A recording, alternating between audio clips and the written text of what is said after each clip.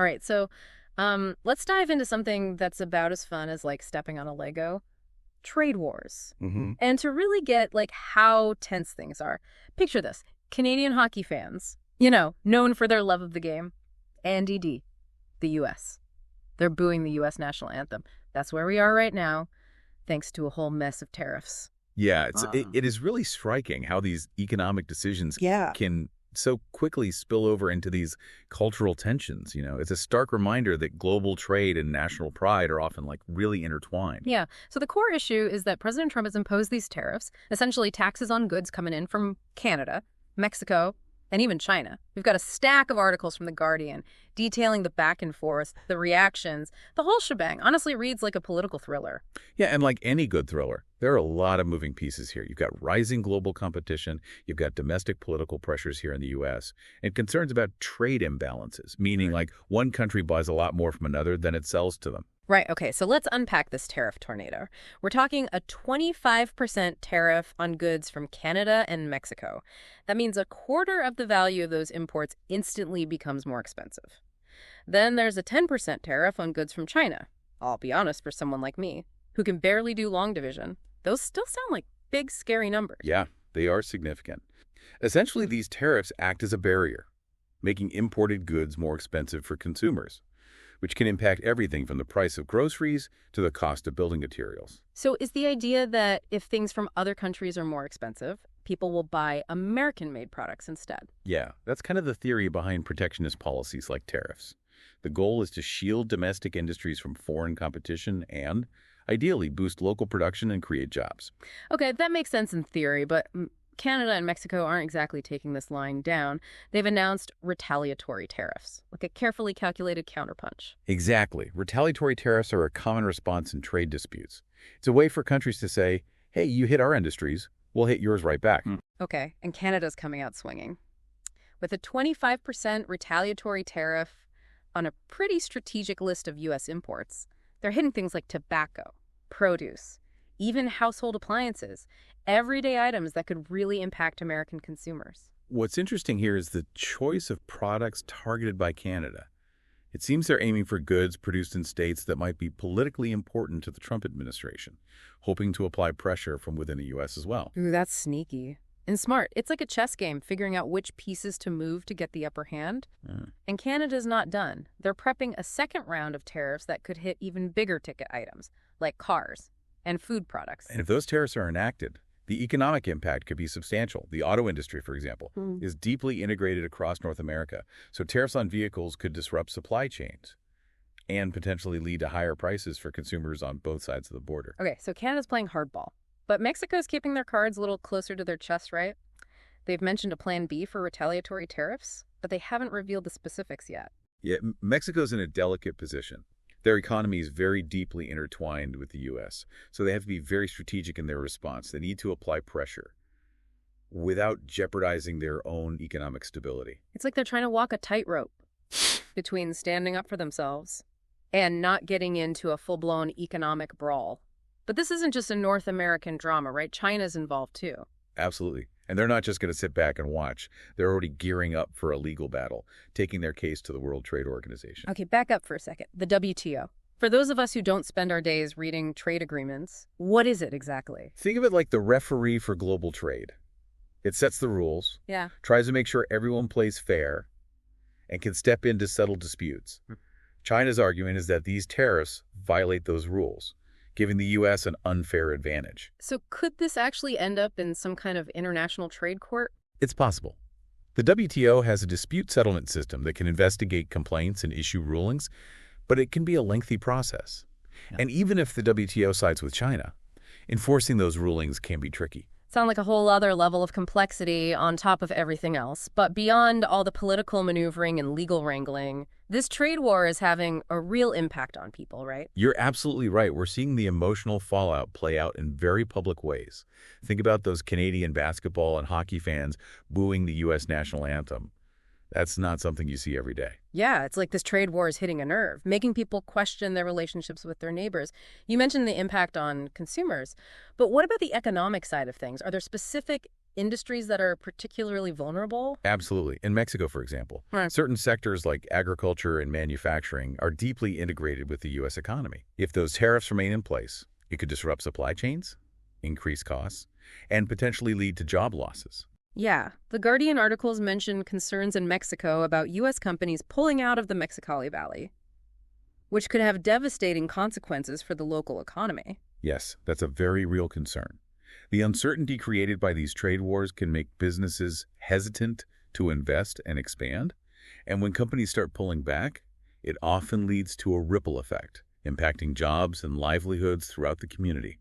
So it's not just about numbers on a spreadsheet, it's about people's lives and livelihoods. Precisely. And we're already seeing signs of shifts in consumer behavior as well. There's a growing Buy Canadian movement, with people consciously choosing to purchase domestic products over American imports. It's almost like a patriotic spending spree, a way for people to show their support for their own country and push back against the tariffs. But isn't all this retaliation just going to make things worse? Like, is anyone actually going to win this trade war? That's the million-dollar question. And honestly, there are no easy answers. China has warned that there are no winners in a trade war. Which sounds ominous, to say the least. But isn't someone hoping to come out ahead? What's the end game here? Well, the Trump administration argues that these tariffs are necessary to protect American jobs and industries, to level the playing field, so to speak. But others are saying this is more about politics than economics, that it's a risky gamble that could backfire and actually hurt the U.S. economy. There's certainly a lot of debate about that. Critics argue that tariffs will ultimately harm consumers by raising prices, stifle economic growth, and potentially even lead to a global recession. So it's a high-stakes game of poker, with everyone trying to bluff their way to a better hand. But what happens if everyone folds? That's a good analogy. The longer this goes on, the harder it becomes to back down without appearing weak. And Canada isn't just calling Trump's bluff, they're taking him to court. That's right. Canada's preparing to sue the U.S., claiming these tariffs violate trade agreements. It's a bold move, and it really underscores the seriousness of this situation. It's like watching a family feud play out on the world stage, with everyone digging in their heels and refusing to back down. And just to add fuel to the fire, Trump has threatened even higher tariffs if Canada or Mexico retaliates. So much for family therapy. It sounds like we're stuck in this cycle of escalation, and it's hard to see how it ends well. But these Guardian articles also included some personal stories that really brought the human impact of this trade war to life. Absolutely. The story of the Canadian fan at the Raptors game who chose to sit during the U.S. national anthem because he felt a little bitter about the tariffs really highlights how these economic decisions can impact personal feelings and actions. And I was struck by the story of the driver in Mexico who worries about U.S. companies pulling out of the Mexicali Valley, leading to job losses. It makes the economic uncertainty feel very real and immediate. These stories are important reminders that we're not just talking about abstract policy debates. These decisions have tangible consequences for real people. They highlight the interconnectedness of our economies and how actions in one country can ripple outward, affecting people's lives in unexpected ways. It seems like this trade war is just getting started, and things could get even messier before they get better. That's certainly a possibility. We've got legal battles brewing, economic repercussions on the horizon, and a whole lot of political posturing. It's a situation that demands close attention because the stakes are high, not just for the countries involved, but for the global economy as a whole. So we've got this powder keg, this trade war with legal battles, economic anxiety, even fans booing anthems. It's a lot to process. Where does this all leave us? What's the potential fallout here? It's tough to predict with absolute certainty. Like we've been discussing, trade wars are complex and unpredictable. There's a lot at stake here, not just for the countries directly involved, but for the entire global economy. Yeah, the Guardian articles kind of paint this picture of a world holding its breath, waiting to see what happens next. It seems like there's this underlying tension, this fear of the unknown. And that uncertainty is perhaps the most significant consequence of these trade wars. It creates instability, it discourages investment, and makes it difficult for businesses to plan for the future. Right, it's like everyone's walking on eggshells, afraid to make a move that might trigger an even bigger conflict. Exactly, and that brings us back to the fundamental question. Will these tariffs achieve their intended goals? Or will they backfire? The Trump administration believes they're a necessary tool to protect American jobs and industries. Right, but critics argue that they'll actually end up hurting consumers. by driving up prices, stifling economic growth, and potentially even leading to a global recession. There's valid reasoning on both sides of the argument. It really comes down to how these policies are implemented and how the various players respond. It's a delicate balancing act with potentially significant consequences. So it's a gamble, and we're all waiting to see how the chips fall. But it's not just about governments and corporations, right? What about everyday citizens in each country? How are they going to adapt to this new economic reality? That's a crucial point. Ultimately, the success or failure of these trade policies depends on how individuals and communities respond.